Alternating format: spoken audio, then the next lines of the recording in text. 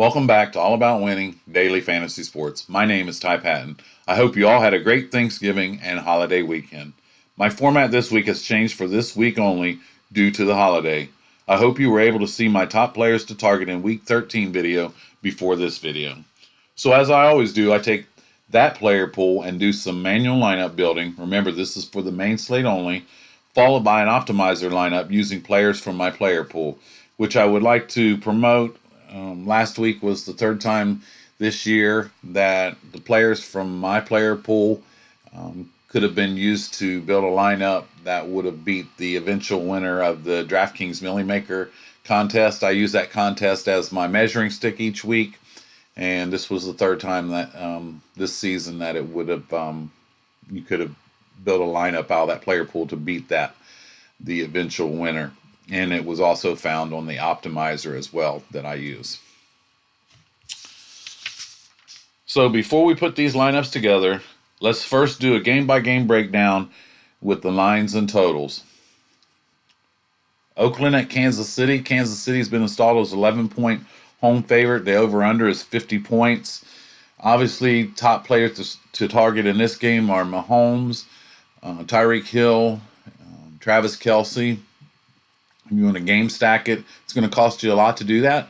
And if you do that, you want to bring it back with some players from Oakland, such as Darren Waller's a real good one to bring it back with. I'm not that high on Josh Jacobs this week. He could be phased out of this game.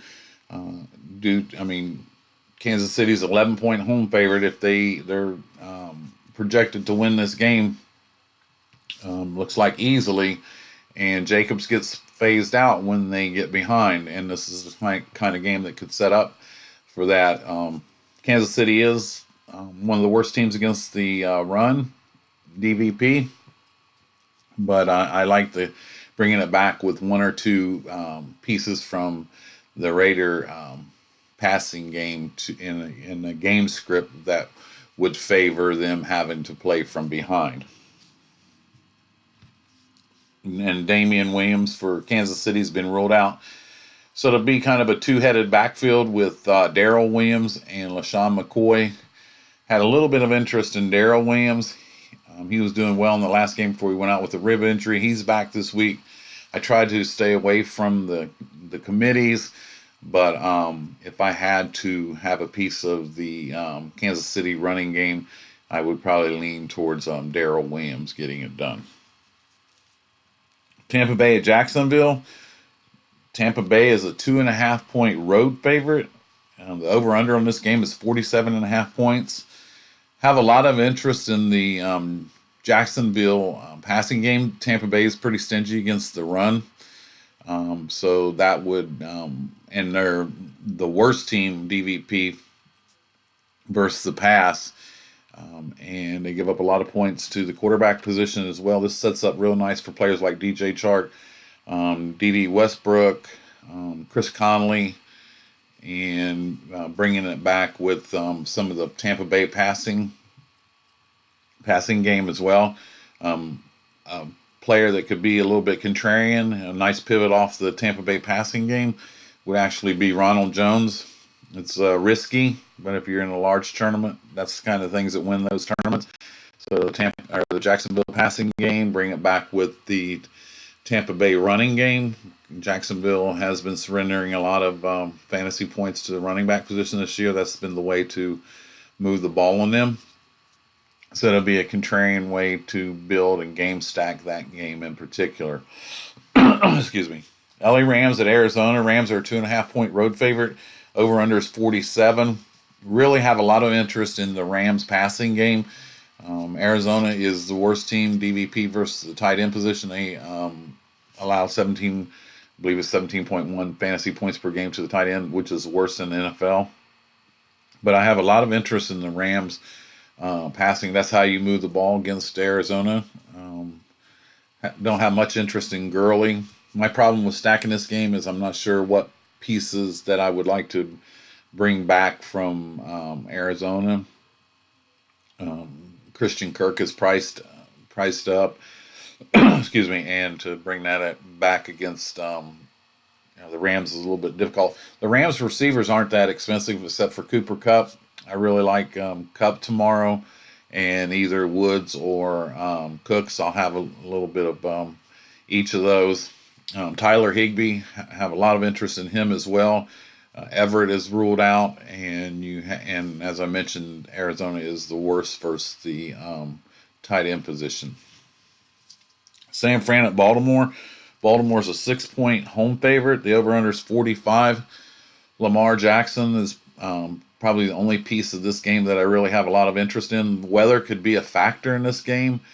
It's supposed to be pouring down rain, which would lend to a defensive and running game. Uh, Lamar Jackson has the numbers as the number 9 running back in the NFL, doing that as a quarterback. So his passing yards aren't the greatest, but he's getting it done through the air as well. I don't think this game is going to have much passing. San Fran is very stingy versus the pass, and it just sets up as a defensive battle. I kind of temper my expectations for Lamar Jackson, but he's the one player from the game that I do have interest in. He's averaging 11 carries a game, a little bit above 80 yards per game. So if I was going to have a piece of that game, it would be him. But if I'm at 7,000 for Lamar Jackson, I'm probably going to try to figure out how to spend up the 400 and get to Patrick Mahomes. Now the thing about that is, if Lamar Jackson's ownership is down, he could actually be a contrarian play tomorrow, and he's been pretty much. It doesn't matter what defense was up against him. San Francisco has a DVP at number 2 versus the quarterback position, but they have not faced Lamar Jackson yet. Excuse me. Philadelphia at Miami. Philadelphia's a 10-point road favorite. Game total is 44.5 points. You can move the ball on Philly through the air. I think Miami will be able to score some points, and that makes me like Carson Wentz, the passing game. The thing to do this year has been to play your skill players against Miami, and no different this week. Alshon Jeffrey's due back. The wide receivers are really affordable. There's all kinds of ways to stack this game with the Philadelphia passing game. I did want to check one thing here. I had seen that Ertz still has a questionable tag, and they are saying that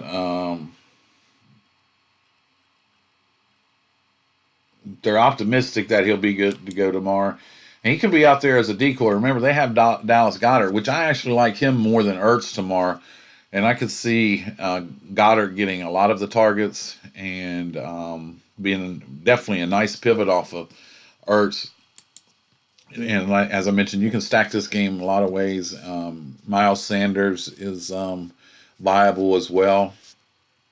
I probably wouldn't have him and Wentz, just my preference. I don't normally like to have a running back with my quarterback, but you can also bring it back with pieces of the Miami passing game. Devontae Parker has been getting targeted a ton. You also have Allen Hurns and Wilson there as well. Gesicki, the tight end. There's lots of pieces of this game that I would like to stack, and that as the over/under on the game is 44 and a half. Yeah, 44 and a half points. So not that high, but I still have a lot of interest. No weather concerns. 79 degrees, partly cloudy.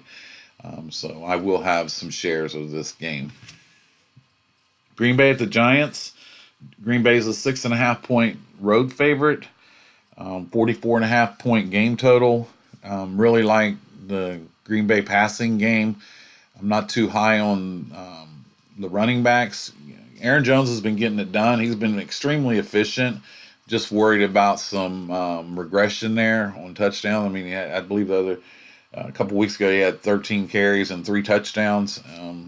Probably not going to keep that up. I do have a lot of interest in Devontae Adams and some of the Giants passing game, and I like Saquon Barkley. So there's all kinds of ways of stacking this game up. And I have a lot of interest in this. This is another game that has some weather concerns, some rain, a little bit of wind. Not sure it's going to be an absolute pour down, but want to check that before game time.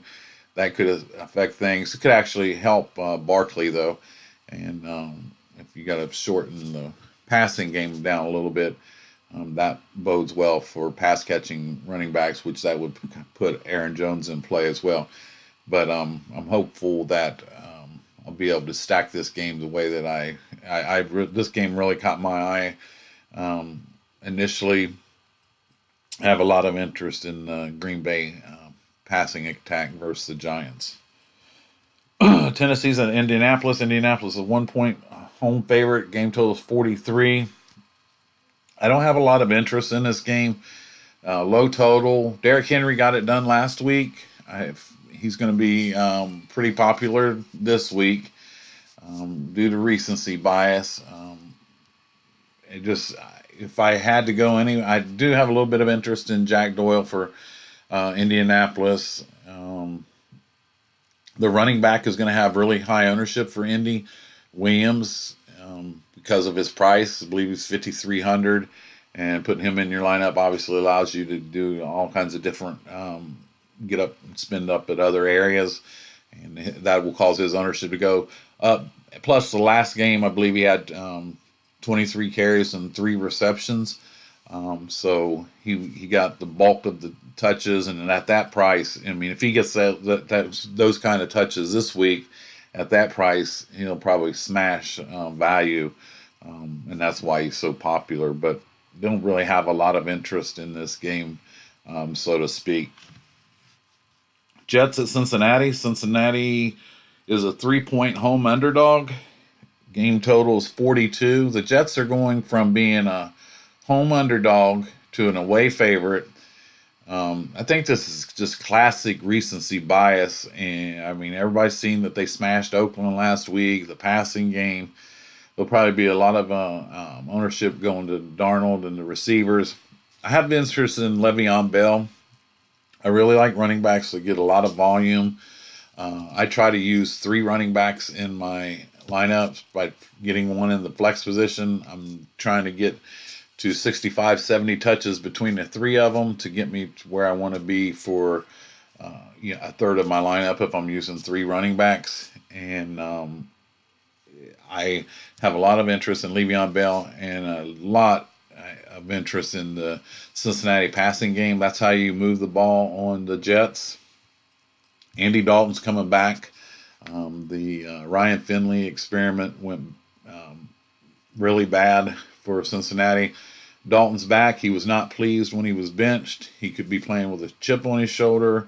This makes Tyler Boyd more viable. Alden Tate, Tyler Eifert. I don't have a lot of interest in Joe Mixon tomorrow. The Jets are number 1 DVOA versus the running back position. But there's ways of stacking this game that I like a lot. Cincinnati is they're 0-11. They've set a franchise record for consecutive losses to start a season. These are dangerous teams. When they're winless, every game for them becomes a Super Bowl.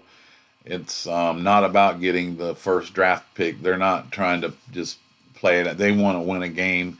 And I wouldn't be surprised if they got it this week. I said last week I thought they would be very competitive against Pittsburgh. They were. They fell short 16-10.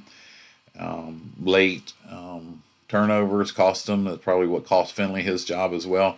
But I really think that they're going to come out and, if not win, definitely compete in this game as well. Cleveland at Pittsburgh. Cleveland's a 2-point road favorite. Pittsburgh's going to be starting Hodge. Rudolph goes to the bench. Connor is, let's make sure, I believe Connor's out. Doubtful, so I am pretty sure he's going to be out. Just check the notes just to be sure. Connor is trending toward his 4th absence of the season, his 2nd in a row after he's unable to practice anything more than a limited capacity this week. Yeah, I would lean towards Jalen Samuels, but the running back that I like a lot is Snell, who actually got, I believe it was 22 touches last week in that game, and So Samuels will be the one that probably gets a lot of the ownership. Let's see where Jalen Samuels is 5,700. Benny Snell is 4,700. He's probably not listed as a starter.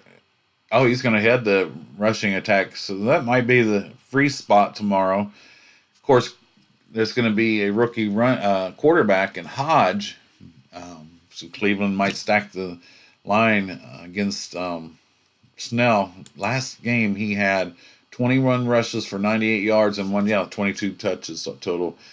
And I have some interest in him now.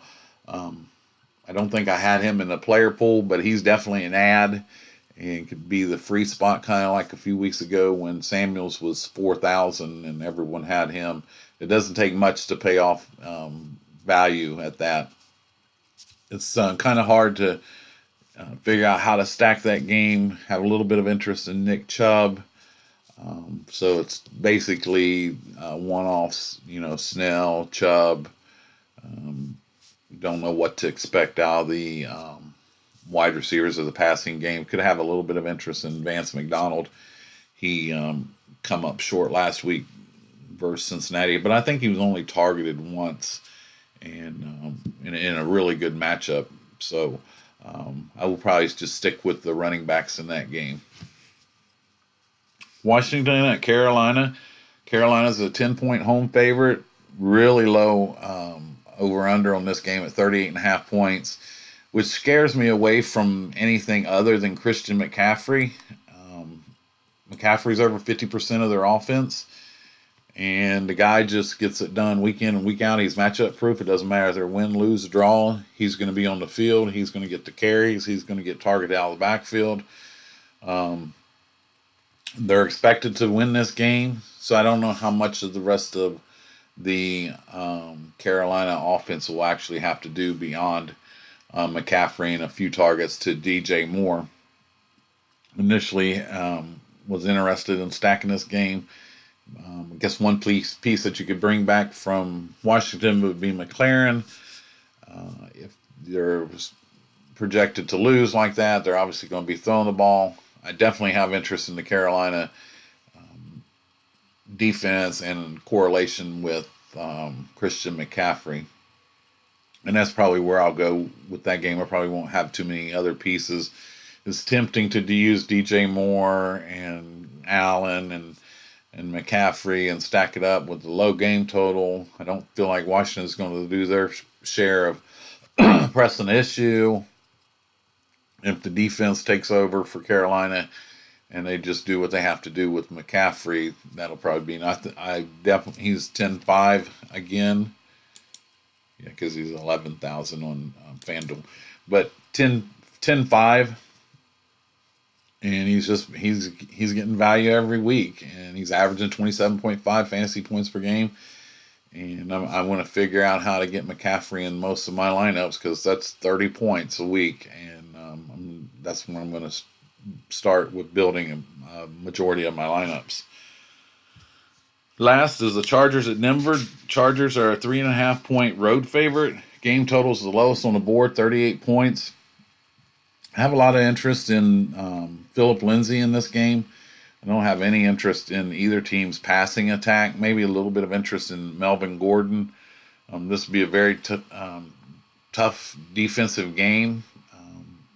Lindsay's been getting the majority of the carries lately. Him and Freeman have been fairly close in snap percentage, but it's been Lindsay's who's been getting the carries, and so he's the one piece out of this game that I like a lot. I usually like some of the Chargers passing game, maybe a little bit of interest in Hunter Henry, but Denver is very good in the defensive backfield, and they've been gashed a few times on the ground, so that might open some things up for Melvin Gordon and a little bit of passing out of the backfield to Eckler. But my main interests are Lindsay and Hunter Henry and the defenses in this game. So using the information provided in my previous video, this is the lineup I am currently working on and my reasons why. again, I want to explain to you guys the whole idea of these videos isn't to give you picks or a lineup that you can just take and plug in. If you do it, fine. If we win, we'll be splitting. Um, it's just I'm showing you my process. I'm sharing with you a lot of my information. I like to game stack a lot. Um, Definitely team stack. I'm looking at correlations, how things fit together. I'm targeting games that have the higher game totals and looking for the best matchups to expose that. Now, that doesn't mean that I won't use a player from a game that has a low total. I mean, I'm going to be all over Christian McCaffrey tomorrow, and the game total's 40 points. But that's just my starting point. I really like to target the games with the higher totals. And this week, the highest totals: Oakland at Kansas City opened up at 51. Tampa Bay at Jacksonville, 48.5.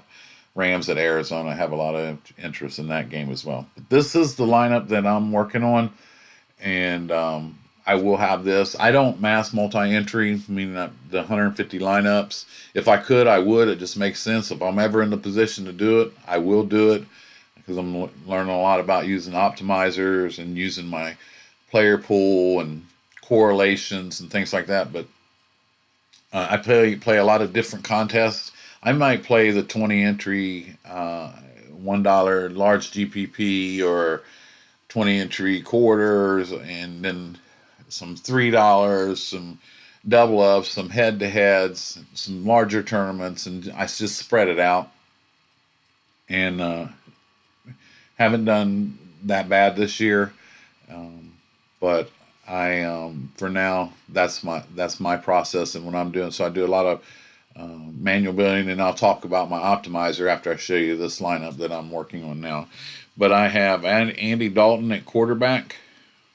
I talked about this earlier. Dalton allows me at 4,700 allows me to do a lot with my lineup. Now, getting up to Mahomes has obviously could be the top scorer on this slate, but at his price, if Dalton, let's see here, if Mahomes is 7,400 and scores 31 points, which is good for a quarterback, and they get ahead and they go to the running game, which is a possibility with a 10-point spread. They're projecting it to be that type of game. So let's say he gets 31 points. He's averaging 24 fantasy points per game. Let's just say he gets 31, 7 points more than his average at 7,400. So that's some value. Um, Looking for 30 points out of that. Well, you're looking for 22, so it's definitely value. But let's say Dalton scores less. Let's say Dalton gets 26 points.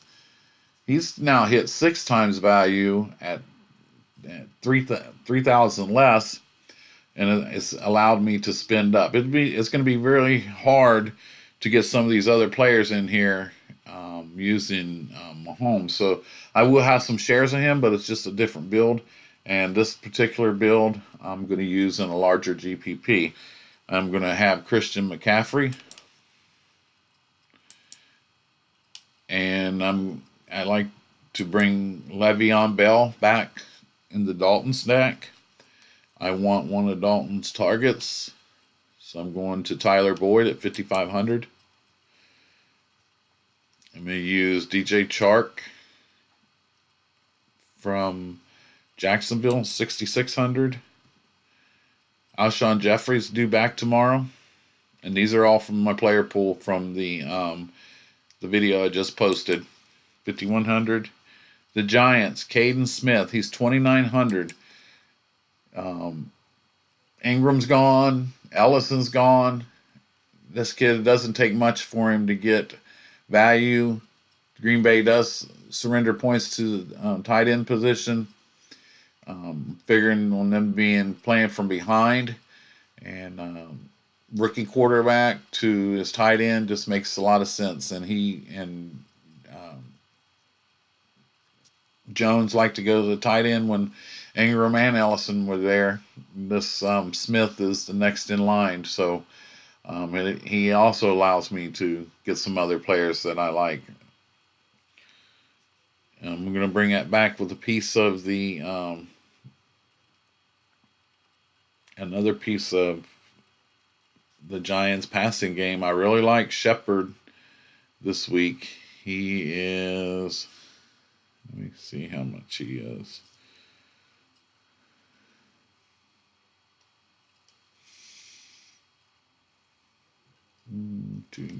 Sorry about that. Let's get a wide receiver. I'll find Shepard, see how much he is. Yeah, he's 4,900. So go down here. I really like those two pieces of the passing game. And it's a pivot off of Barkley. I like Barkley a lot, but this is a pivot off of that, and I like that with that game script. And my defense special teams, I'm going to go with the Browns. My theme this week was defenses against rookie quarterbacks. That's what I'm going to go with. I normally like the home defenses, but this is a road favorite in a low total game, and I just like that it fits. I used all 50,000, so it's probably not too contrarian, but I have my running backs here. I didn't get my running back in my flex spot like I usually like to do, but I got some pieces that I really like with this lineup. If I took Chark out, that was another thing I was looking at, because I think he's probably going to be pretty chalky. Some other interest, Sammy Watkins, he's an interest. He's just not. He's only had two good games. Um, with Hill on the field, that does make him better. Um, so I have some interest in him as well, and I have a lot of interest in the Rams passing game. So I could even do that. I could even go to go to like Brandon Cooks, which leaves me 1,400, and I could change my flex around, and that allows me to get up to another running back, which I really like to have that running.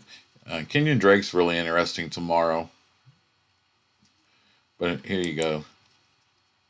I like that as well, and I would probably, if I did that, I would probably take Jeffrey out and go to D.D. Westbrook, and that gives me a piece of that Tampa Bay game. I'm leaving 1,000. I'm going to take Cooks out and get up to Devontae Parker.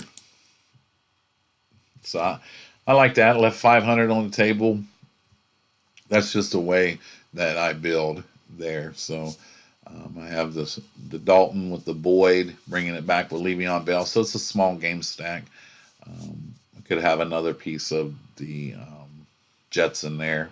Maybe Ryan Griffin, the tight end, if I could get to him.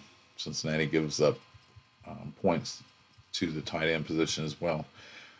So that's one of the lineups that I'm working on. I just showed you how I go through my process of moving things around. I really like to correlate things and game stack and team stack, and that's just the process that I use.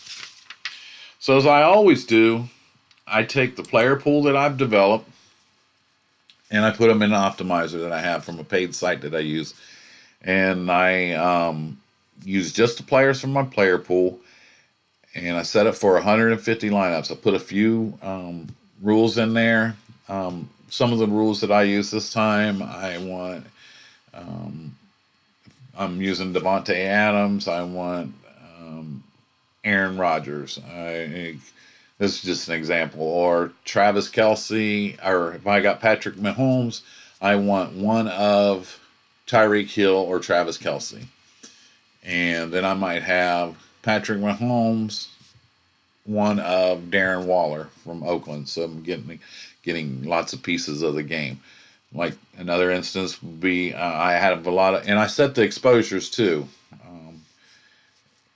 Just using the player pool I have. There's some that I like other more than others. So I might have some exposure to, let's say, I do like Andy Dalton, but I don't want 100% Andy Dalton. So I might have set Dalton at 15%, Mahomes at 20%, McCaffrey. I might have set McCaffrey at 30%, and maybe Miles Sanders at 20% or 15%.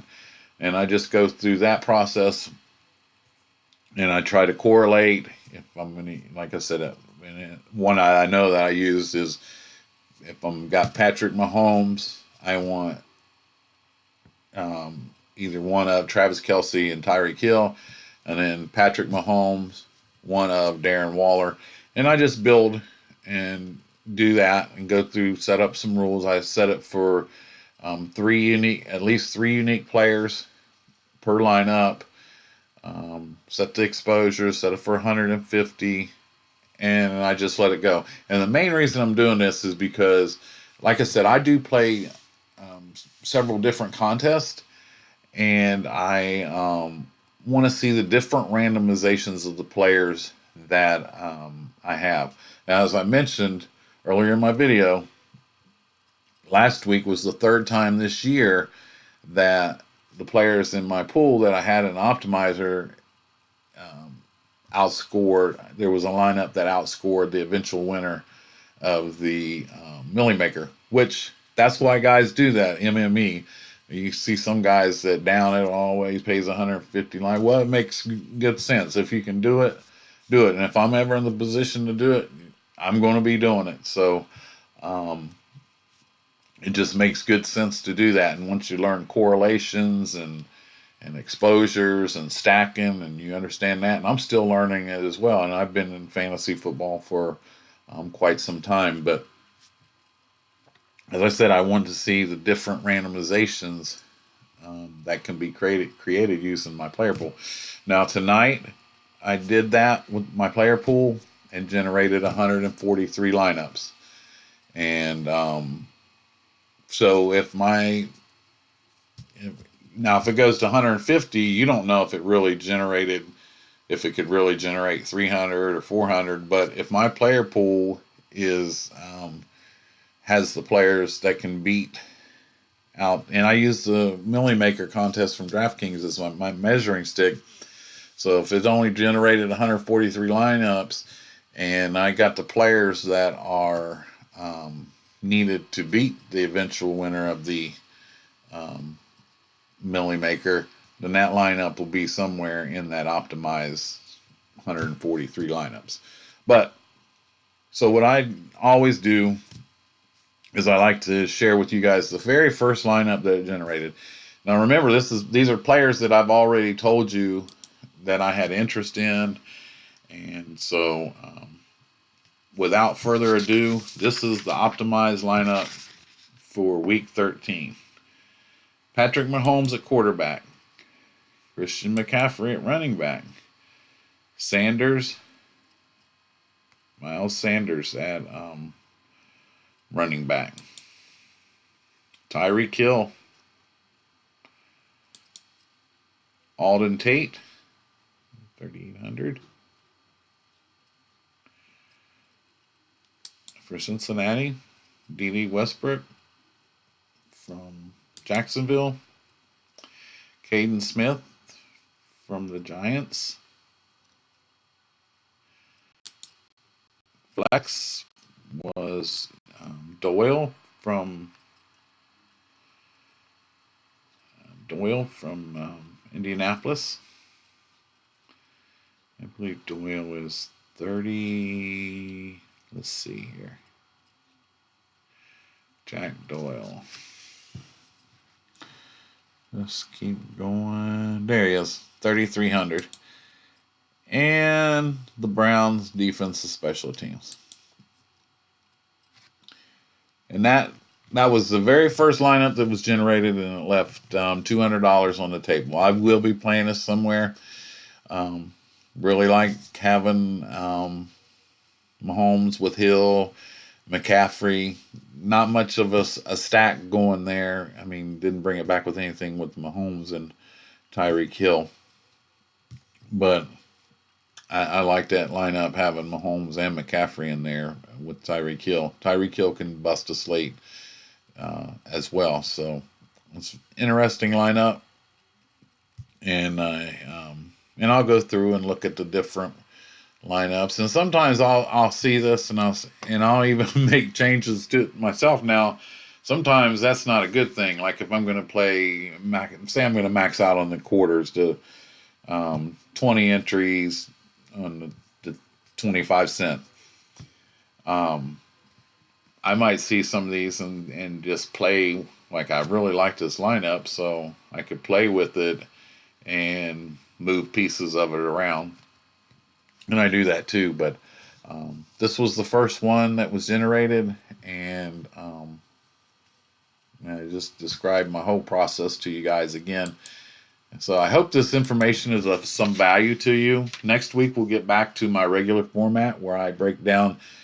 I'll have a quarterback video, running back video, wide receiver, tight end, defense, special teams video, lineup building, correlating, stacking, things like that, and put it all together. So I'll be back to normal next week and started off with recapping the week. And I hope that I hear from you guys that you use the player pool and use this information and we're able to put some good lineups together. I guess we'll find out on Monday. But I want to thank you guys for joining me. I encourage you to please drop any opinions or comments that you may have below, something that I could add to the charts when we get back to them next week, something that you'd like to see that you think might help you out, or just an opinion or a comment. I read them all, try to answer them all. I really appreciate the input that I've been getting from some of you guys. My subscribers have been trending upwards slowly, but they have been trending upwards. My viewership has been going up, and that means a lot to me. Thank you again for giving me your time. And as I said, I hope this information is some value for you. I'll be back tomorrow to post the Seattle, Minnesota Sunday Night Football Showdown video.